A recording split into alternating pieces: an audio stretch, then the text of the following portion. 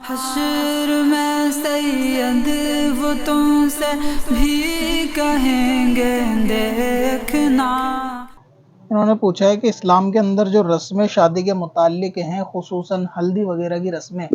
تو شریعت کے اندر اس کی کیا اصل ہے ان کو اختیار کرنا، کیونکہ وہ رسمیں ہم نے غیر مسلموں سے ہندوستان کے کلچر کے حساب سے لی ہے۔ تو شادی کی رسومات میں یا اپنی زندگی کی کسی بھی رسومات میں صرف 2-3 اصولی چیزوں کا اگر آپ خیال رکھیں گے تو آپ کو یہ مسئلہ بالکل واضح ہو جائے گا کہ لوگوں نے جس طریقے سے اس کو رائی کا پہاڑ اور ہوا بنا رکھا ہے، شریعت میں اور اسلام میں ایسی کوئی چیز نہیں ہے۔ وہ ہوا کیا چیز ہے اور اس ہوے جیسی کیا چیز نہیں ہے، اس رائی کے پہاڑ جیسی کیا چیز نہیں ہے، یہ تفصیلات آپ مختصر اس ویڈیو میں سن سکتے ہیں۔ سب سے پہلے ایک اصولی بات ہے شریعت کے اندر کہ شادی بیاہ کے اندر ہر وہ رسم آپ اختیار کر سکتے ہیں کہ اس رسم کے اندر کوئی کام شرکیہ، کفریہ اور ناجائز والا نہیں ہونا چاہیے۔ دوسرا اصول یہ ہے کہ شریعت کے اندر ہر وہ کام آپ اختیار کر سکتے ہیں جو کسی کا مذہبی معاملہ نہیں ہونا چاہیے، کسی دوسرے دھرم کا مذہبی پریکٹیکل معاملہ نہیں ہونا چاہیے، آپ شریعت میں وہ چیز اختیار کر سکتے ہیں۔ اور تیسری چیز ہوتی ہے شریعت کے اندر جو شادی بیاہ کے موقع پر ہوتی ہے، وہ ایک اپنے ملک کے کلچر کے حساب سے ہوتی ہے۔ جہاں آدمی رہتا ہے وہاں کے کچھ کلچر اور وہاں کے کچھ رسم رواج ہوتے ہیں، تو ایک وہ چیز ہوتی ہے۔ تو ہر اس دیش کے یا ہر اس شہر قصبے کے کہ جہاں شادی میں یا دوسرے معاملات کے اندر رسم رواج ایسے رائج ہیں، ان کے رائج ہونے میں یا اپنانے میں وہی 2 چیزوں کا اصول کہ ایک تو وہ مذہبی نہیں ہونی چاہیے، دوسرا اس کے اندر کوئی کفریہ، شرکیہ یا ناجائز والا معاملہ نہیں ہونا چاہیے، یا پھر آپ موٹا موٹا یہ سمجھ لیں کہ نہ تو وہ کسی کی مذہبی کفریہ شرکیہ ہو اور نہ ہی وہ اپنے اسلام میں شریعت نے اس کو ناجائز رکھا ہو۔ اگر یہ 2 بڑے بڑے اصول آپ کو یاد رہیں گے تو پھر آپ کلچر والی رسموں کو اختیار کر سکتے ہیں۔ اور ایسی کلچر والی رسموں کو اختیار کرنا خواہ شادی میں ہو یا عام حالات میں ہو، اسلام اس سے منع نہیں کرتا جب تک کہ یہ اسلام کے ٹکرانے والی نہ ہو یا پھر خاص کوئی ایسا معاملہ کوئی اپواد والا نہ ہو، اسے اختیار کرنے میں کوئی مشابہت وغیرہ نہ اختیار ہوتی ہو۔ اب اگر آپ شادی کی رسم کی بات کریں، خاص طور سے ہلدی کی، تو آپ دیکھیں گے کہ ہندوستان کے اندر یہ رسم کے ہلدی یا ابٹن وغیرہ دولہا یا دلہن کو لگانا، اس کے پیچھے کوئی ایسا مذہبی معاملہ یا مذہبی نظریہ فی الحال باقی نہیں ہے۔ اس کی ایک اصل یہ ہے کہ وہ ہے ایک بیوٹی پروڈکٹ کے طور پہ اس کو استعمال کرنا، اور اس کی بھی خاص وجہ یہ ہے کیونکہ ہندوستان کے اندر جو ہے وہ مسالوں کو لے کر یا آیوروید کو لے کر یہ ایک پرانی ریتی رواج چلتی آئی ہے کہ یہاں کے لوگ اکثر جو چیز ہے وہ نیچرل چیزوں سے ہی اپنے معاملات کو انجام دیتے ہیں، چاہے وہ رسم رواج کے طور پہ ہو، دوا کے طور پہ ہو، صحت کے طور پہ ہو یا کسی بھی طور پہ ہو۔ تو کیونکہ یہاں کا ہندوستان کے کلچر ہی ایسا ہے کہ یہاں پہ آیوروید کو، نیچرل چیزوں کو یا پھر مسالوں کو یا اس سے بننے والے فائدوں کو لوگ زیادہ اختیار کرتے ہیں، تو یہاں پہ وہ ایک کلچر کا حصہ ہو گیا۔ ٹھیک اسی طرح آپ اس کے اپوزٹ شادیوں میں آپ ودیشوں میں دیکھیں گے تو وہاں ایسا بہت سا کلچر نہیں ہے کہ وہ ہلدی اپٹن کو اپنے لیے نکھارنے والا پروڈکٹ سمجھتے ہوں۔ وہاں تو موٹا موٹا یہ ہے کہ بیوٹی پارلر بندہ جاتا ہے یا پھر گھر کے اوپر ہائر کرتے اور تیار کروا دیتے ہیں دولہا دلہن کو، تو وہ ایک ویسٹرن کا کلچر ہے، وہ ان کے ایک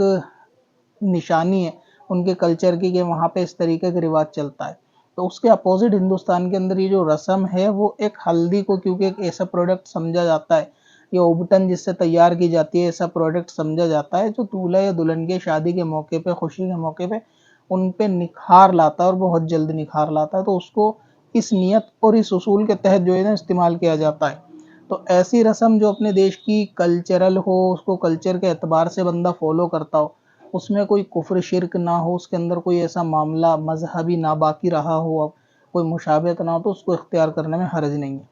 اس کی مثالیں آپ کو حدیث پاک میں کثرت کے ساتھ مل جائیں گی کہ نبی پاک صلی اللہ علیہ وسلم نے صحاباؤں کے اسلام لانے سے پہلے کے بہت سارے ریتی رواج اور کلچر کو باقی رہنے دیا، اس بنا پر کہ اس کے اندر کوئی خرافات، کوئی شرک، کوئی کفر والا معاملہ نہیں تھا۔ اور جن چیزوں کے اندر کفریہ شرک یا معاملہ تھا یا شریعت نے ان کے احکام کو بدل دیا تھا، تو ان چیزوں کو نبی اکرم صلی اللہ علیہ وسلم نے تبدیل کر کے نئے احکام کو اصحاب کو بتا دیا تو اس سے یہ چیز معلوم چلتی ہے کہ وہ رسم رواج کلچر کے اندر جو عام ہیں لیکن وہ شریعت سے نہیں ٹکراتے، تو ان کو جاری رکھنے، باقی رکھنے، اس پہ عمل کرنے میں کوئی خرابی والی بات نہیں ہے۔ نبی اکرم صلی اللہ علیہ وسلم کے وقت میں صحابہ اکرام نے یہ بھی اپنی عرض کی کہ یا رسول اللہ، ہم جو ہے دور جہالت کے اندر بیماری میں شفا پانے کے لیے اس طریقے کے ٹوٹکے اور عمل کیا کرتے تھے، تو کیا ہم ان کو باقی رکھ سکتے ہیں یا نہیں؟ تو اس پہ نبی پاک صلی اللہ علیہ وسلم نے کیا کہ آپ جو بھی پڑھتے تھے یا جو کرتے تھے ایک دفعہ وہ مجھے سناؤ،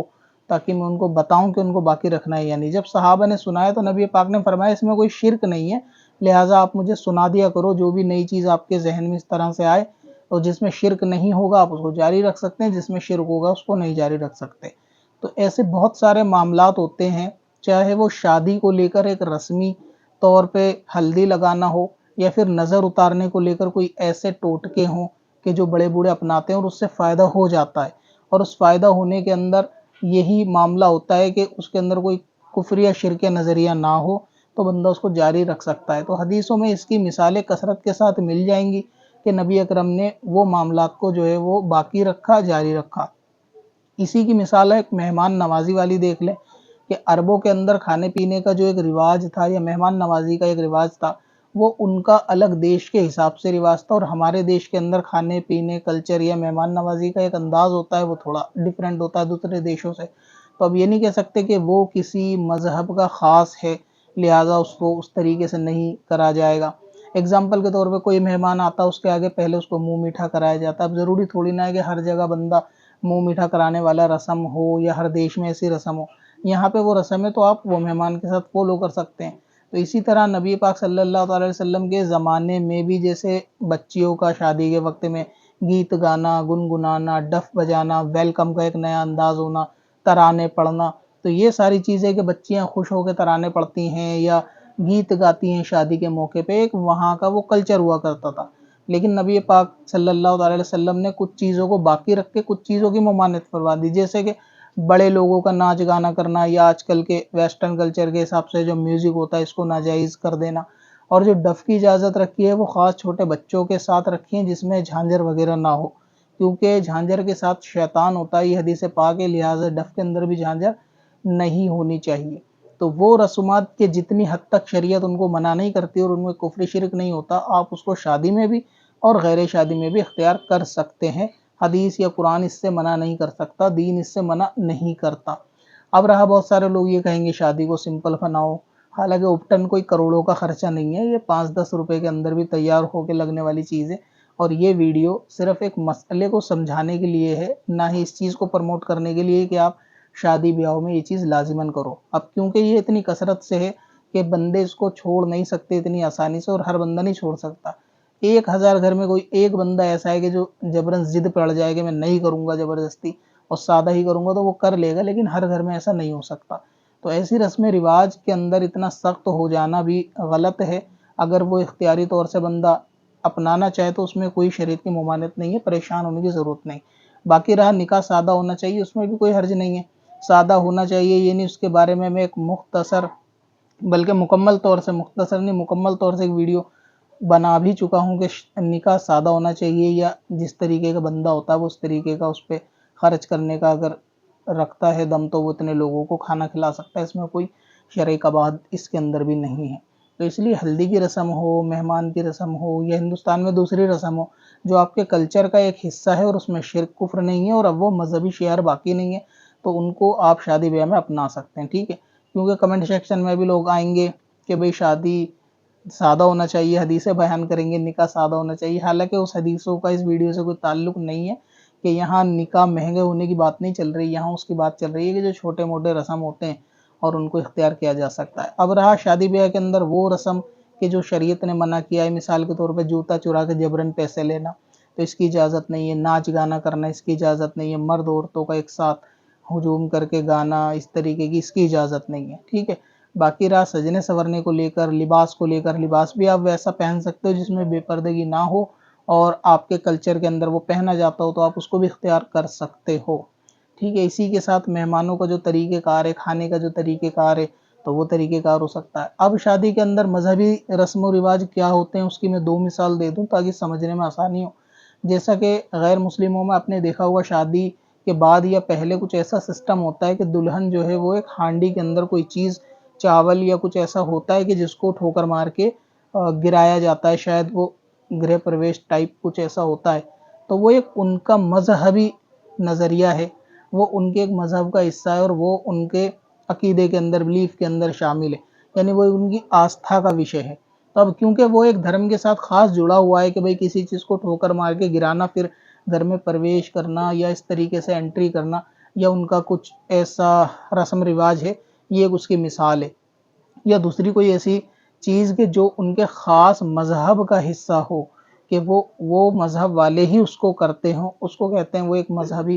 معاملہ ہے، اس کو اختیار نہیں کر سکتے. جیسے کہ شادی سے پہلے اگنی کے پھیرے لینا، وہ ان کا ایک مذہبی کلچر ہے، ان کا ایک دھارمک معاملہ ہے شادی سے پہلے، تو ان کی وہ آستھا کا وشے ہے، تو اس وجہ سے اس کو آپ اختیار نہیں کر سکتے، وہ ان تک رہنے دیں. لیکن رہ گیا کہ بیوٹی پروڈکٹ کا آپ چاہیں بیوٹی پارلر جا کے ہو یا پھر جڑی بوٹیوں کے ذریعے یا ویدک ذریعے سے آپ جو ہے اس کو اختیار کرنا چاہیں سجنے سورنے کے اعتبار سے، تو اس کے اندر کوئی مذہبی معاملہ نہیں ہے. یہ تو ہر شادی بیاہ کے اندر ہر طریقے کا آدمی عورت اختیار کر سکتا ہے، ٹھیک ہے. تو اس کو صاف صفائی کے ہی زمرے میں آپ لے کر آئیں تو بھی غلط نہیں ہوگا کہ بھئی دولہا دلہن کے چہرے پر زیادہ نکھار کے لیے اختیار کیا جاتا ہے. حالانکہ ہلدی کے لیے میں پہلے بھی 1 منٹ کی ویڈیو بنا چکا ہوں، لیکن تفصیلی ویڈیو یہ ہے کہ کس طرح سے آپ شادی کے اندر ہر وہ رسم کو اختیار کر سکتے ہیں. اب یہ نہیں اس میں دیکھا جائے گا کہ بھئی وہ تو یہ کرتے ہیں، وہ تو وہ کرتے ہیں، وہ ایک اپنے انڈیا کا کلچر ہے ہلدی وغیرہ کا، تو وہ ٹھیک ہے. اب رہا یہ کہ جیسے دودھ سے بھی بعض جگہ ایسا ہوتا ہے ساؤتھ میں کہ دودھ سے بھی نہلاتے ہیں، تو دودھ کا استعمال جو ہے سجنے سورنے کے طور پہ اتنی حد تک کیا جا سکتا ہے کہ جتنی حد تک اس کی بربادی نہ ہو. جیسے کسی فیس پیک میں ملا کے استعمال کرنا، یا کوٹن کے ذریعے سے چہرے سے دودھ کی صفائی کر لینا اس طریقے سے، یا بہت نہ کی برابر، یعنی جیسے ہاتھ بھگو کے ہاتھوں کے اوپر مل لینا، میل کو کاٹنے کے لیے استعمال کرنا، وہاں تک اس کی بھی اجازت ہو سکتی ہے. لیکن دودھ سے نہلانا کہ جس سے دودھ کی بربادی ہو، تو وہ آپ کو کرنے کی اجازت نہیں ہے. لیکن کسی کے دھرم کا حصہ ہے اور وہ کرنا چاہتا ہے تو وہ اس کی مرضی اور اس کے اختیار کا معاملہ ہے، ٹھیک ہے. تو یہاں پر ہو گئی اسراف والا معاملہ کہ اسراف میں کتنی حد تک اجازت ہے. تو ان چیزوں کی نبی پاک نے جو ان کے وقت میں ہوا کرتی تھی، صحابہ بیان کرتے تھے، تو جو جاری رکھنے والی ہوتی تھی نبی پاک نے اس میں کبھی ممانعت نہیں کری کہ آپ اس کو جاری رکھو، کوئی حرج نہیں ہے، جو ان کا کلچر کا حصہ ہوتا تھا. بلکہ صحابہ بتاتے بھی تھے کہ ہم